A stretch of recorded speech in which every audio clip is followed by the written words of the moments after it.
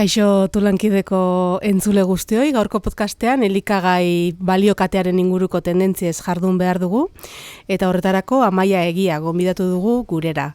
Lehartiker kooperatibako zuzendari nagusi moduan urte batzuk eman eta gero, abentura berri bati ekin dio Mondragoneko sustapen zentroan, elikagaien arloan negozioak martxan jartzeko asmoarekin. Eta hortxe dabil jotake, proiektu berriak eta erakargarriak bultzatuz. Ongi etorri, Amaia. Eskerrik asko. Bueno, esan dugu, elikagaien inguruan eta jarduten duzula, apirilan izan da Food for Future kongresua, hor pentsatzen dut teknologia berriak, agri-food tech sektorera ekarrita ez, nola laburbilduko zenuke kongresuan ikusitakoa? Bai, hori da, orokorrean kontestu geopolitikoa eta ingurune inflazionista kontutan hartuta, nabarmentzen dana da lehiakortasuna indartu beharra eta ekoizleen arteko aliantzak eta berrikuntza eta lankidetza sustatu beharra. Labur bilduz hori.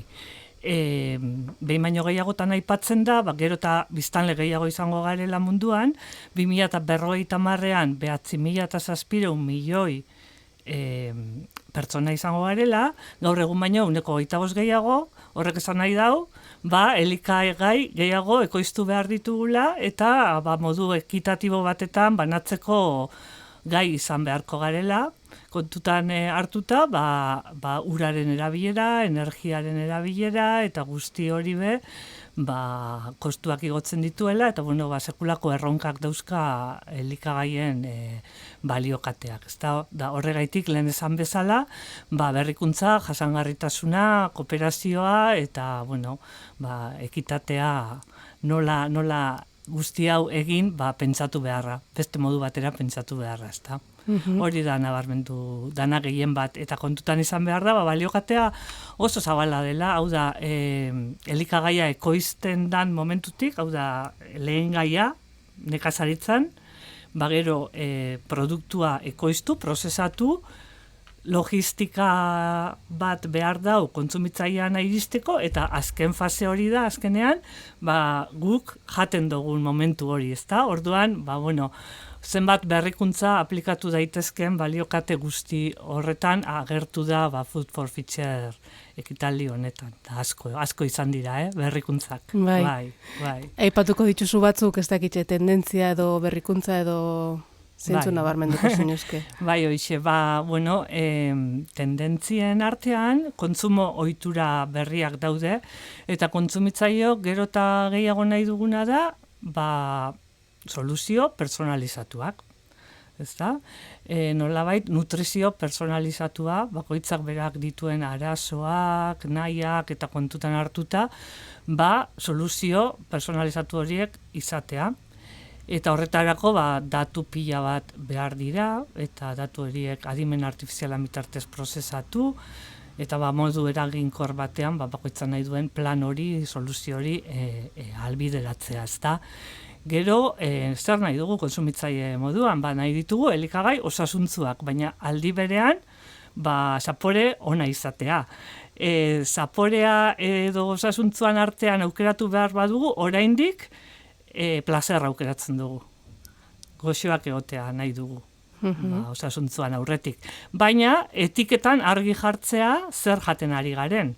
Eta gero komunikazio garden hori kontutan hartuta, kontsumitzaileak erabakiko du, aukeratu edo ez, ezta? Orduan, etiketa garbi hori ere nahi dugu, ingrediente askori gabe edo ingrediente osasuntzuekin, proteina iturri berriekin egindako elikagai asko, gero eta gehiago ikusten dira merkatuan, jatorri desberdinetatik abiatuta, bai insektuak, edo algak, edo baita perretxikoen sustraietatik, mizeliotik egindako proteinak, edo proteina vegetala, baita, ezta? Eta urte hauetan egin nahi izan dana da, okela haragi produktuak imitatu, beste jatorri batzuetako proteinetatik abiatuz. Eta zer ikusi da, imitatu nahi izan dugu, okelaren zaporea edo arraiaren zaporea beste iturri batzuetatik, eta hori lortzea ez dela hain erraza izan, ezta? Orduan, kontsumoa gora doan arren, ez espero zan bezain beste. Eta beste alde batetik, ingrediente asko erabili beharra lortzeko zapore ona izatea. Eta ingrediente asko erabili behar direnean normalean, osasuntzu hori galtzeko arriskua dago. Orduan, produktu guzti hau daukaten erronka nagusi bat da, nola etiketa garbiago batera jo eta zapore erakargarriago bat lortu proteina iturri berriekin egindako produktu finalista hauetan. Hori da. Eta tendentziak, jasangarritasuna beste tendentzia argi eta garbi bat, lehen esan dudan moduan, klima aldaketa dela, ura eta energiaren kudeaketa eraginkorra egin beharra, deskarbonizazio beharra, eta arazo hauen aurrean irtenbide berriak aurkitzen, vertical farming delako adibidez, hori da, letxugak edo beste produktu batzuk, zesango genuke pabello industrialetan ekoizten, argirik gabe edo klima aldaketa jasan gabe, ezta? Beste modu batera pentsatu beharra. Elikagaiak eta ontziak ere, regulazioa jasaten ari direnez, sektoreak erronka pila bat. Hemen, datu batzuk emateko, 2022ko FAO-ren datuen arabera, 1.300 milioi tona elikagai bota genituen munduan. Pentsa zema jende pasatzen duen gozea, ezta? Euskadi irakarrita, elikak egindako azterketa baten, bakoitzak 40 kilo elikagai jangarri bota genituen 2022an zakarrontzira, ezta? Hasieran esan duzu elikagai falta, baina bestalde batetik, ez? Hori da. Bota ere asko egiten da, orduan hori da. Horri ere soluzio bate beharko du horrek, ezta? Bai, botatzen den elikagai guztia horren atzetik, dago ekoizpen kostua, eta kostu gehigarri ugari, ezta? Orduan, gehiago ekoiztu beharra, eta beste aldetik, ekoizten dena, hobet kontsumitzaileana iritsi eta kontsumitzea, ezta? Aldanik eta azkenien zero residu edo botatzen maila hori gutxitzera, alik eta gehien gutxitzera. Hori da. Orduen, gero ontzietan ere, erronka gogorrak, material berrerabilgarriak, hori da, eskerrik asko. Eta ez bakarrik materialak, baita soluzioak ere, lehengo ohituretara goazela iruditzen zai batzutan, ez? Lehen esneakin zer egiten duen. Etortezan, kristalezkontzi baten, baina hori berra erabiltzen duen urrengorako. Horrelako soluzioak ere, bari dira ateratzen, ez? Ontziak berriro bueltatu, garbitu eta industriara sartu. Hainbeste bota beharrean, ez da? Hori da. Hemen igualez, baina berrialde batzutan badago kultura hori, ezta? Bai, horrela da.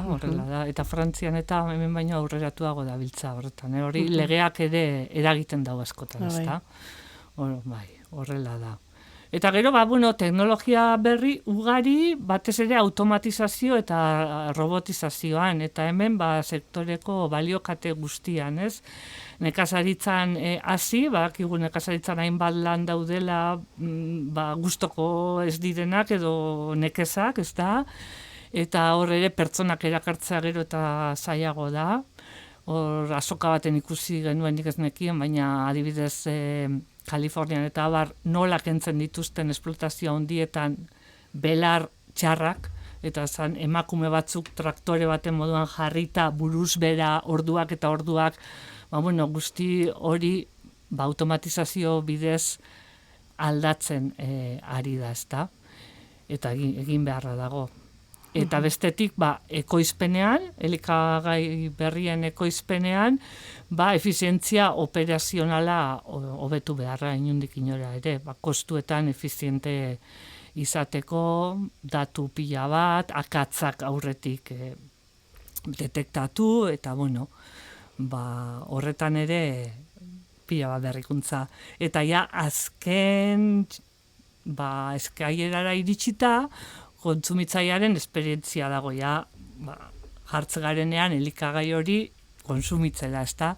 Eta, hor ere hainbat startup dabiltza lanean, jatetxe batera joaten garenetik, esperientzia, erreserba egiterakoan errestasunak. Zenbat aldiz deitu dugu tokiren batera, ez digute telefono hartzen, ordainketa egiteko, errestasunak.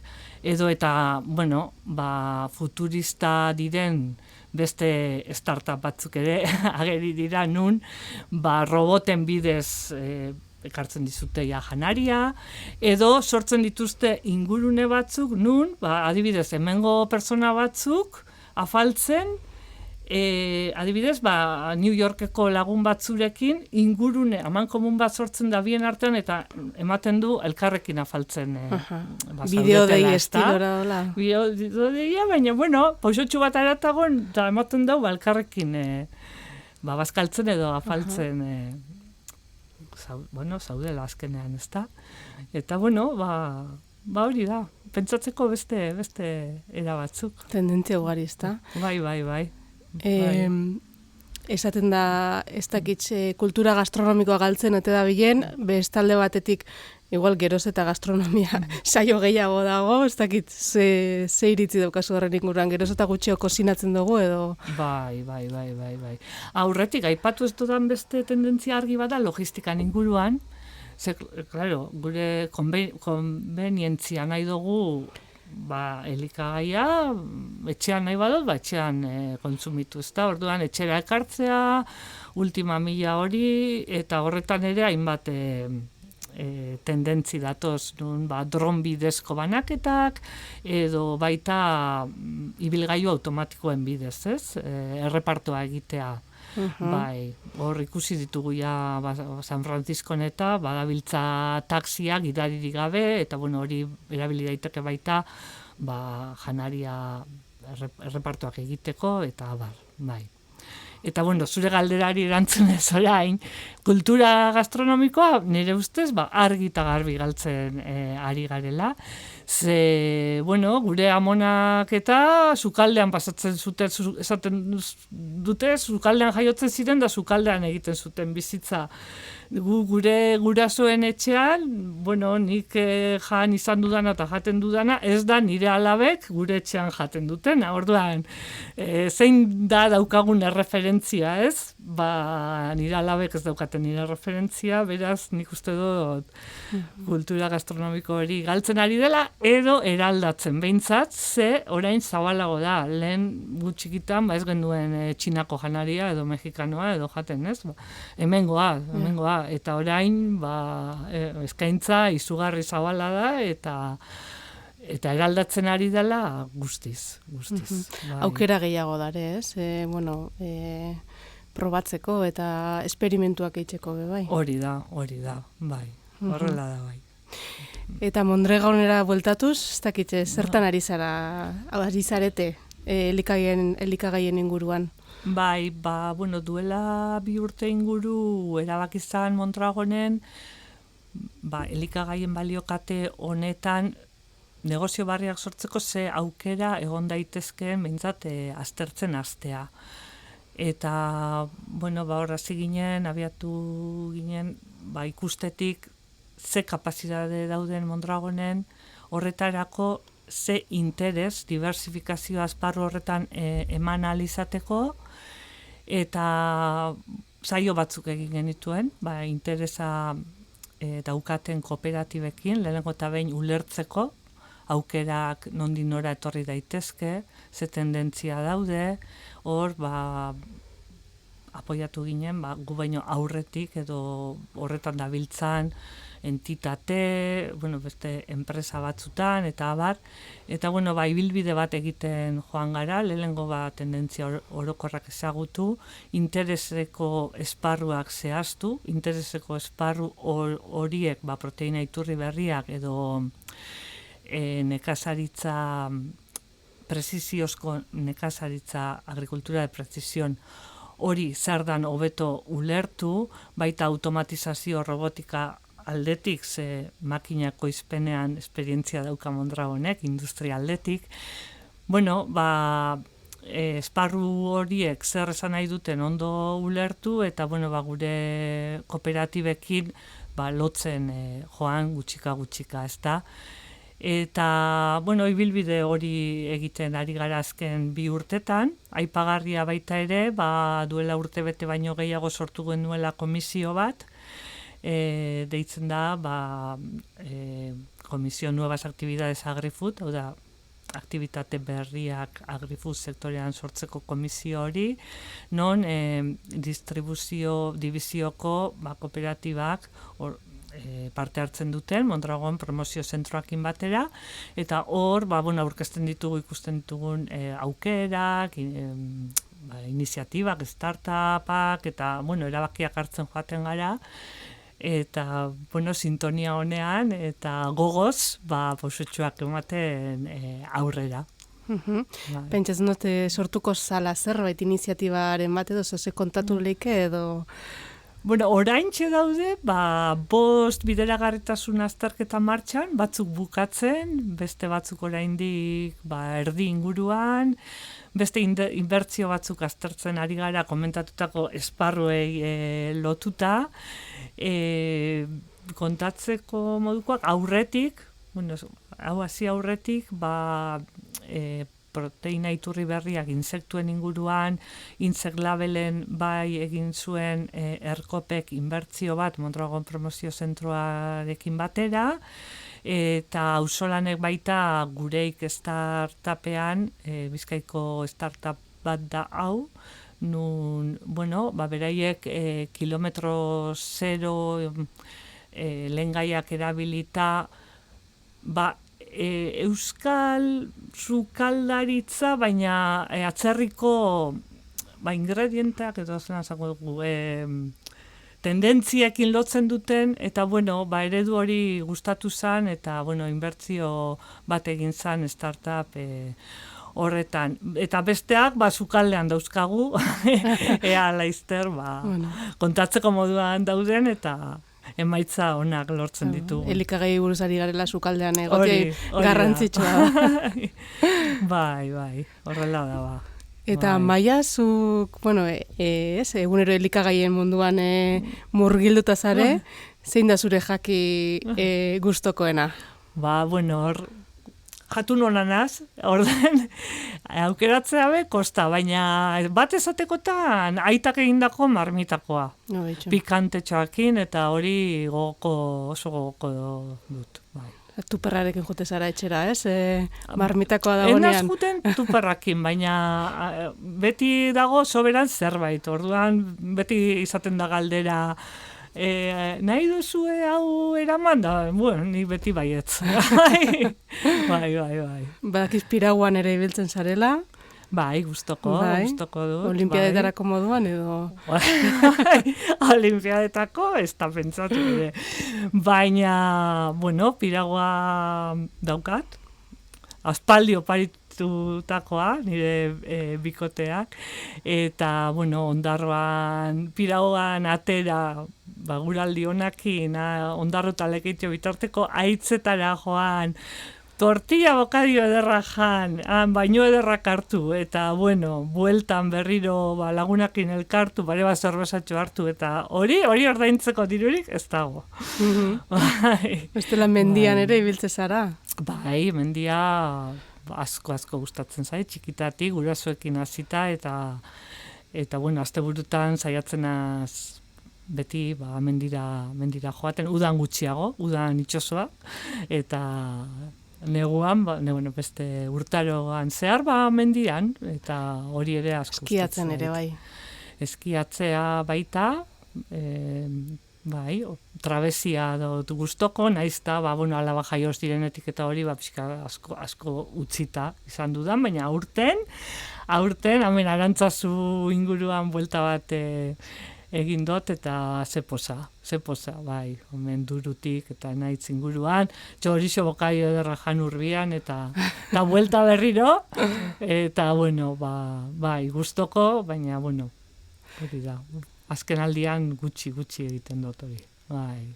Eta naturazalea zara eta beti kamerarekin aldian, argazki kamerarekin. Bai, argazkilaritza, maite dut, izugarri.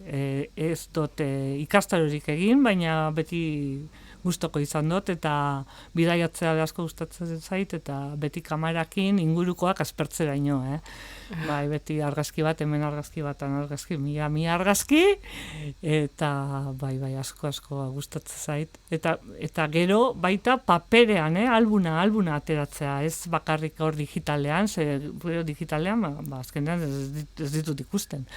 Eta saiatzen az, urtean gutxienez, album bi paperean, egiten eskatzen dut, nire urte betetzetako, eta olentzero oparirako, albunak. Urteko, bidaitxo eta kitaldiekin. Betxu zeon. Bai, hori alaben zeregina izaten da. Bai.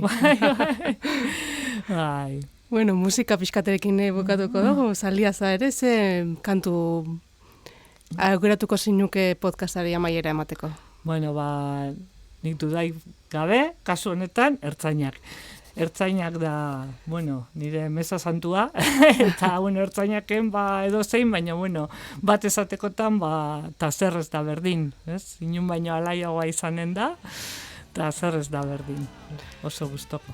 Oso ondo, Maia, horrexekin geratuko gara, bai, zer ez da berdin, eta mila esker, bai, Tulankideko podcastari baietzen zateagatik, eta etortzagatik, eta hurrengora arte. Zuei, mila esker, eta hurrengora arte, bai.